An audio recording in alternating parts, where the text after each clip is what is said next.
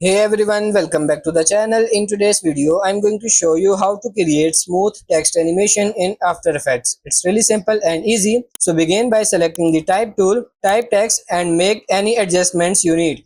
Then expand the settings of the text, click the animate button to select position, then click the add button, property, opacity. Now let's set the starting value for the animation. In my example, I want the text to animate from the bottom.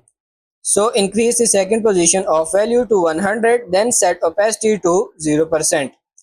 Then expand the range selector 1 and create a keyframe for offset by clicking on the stopwatch icon at the beginning. Then you have to set the value to negative. Now move a second forward and set the value to 100%. Then go into advanced settings, set shape to ramp up all the way up and enable motion blur by checking this icon. If you don't see it, click toggle switches and then enable motion blur by checking this icon, and you will have the smooth text animation. So that's pretty much it for this video. That's how to make smooth text animation in After Effects. I hope this video was helpful. If it is, like it and subscribe to the channel. Thank you.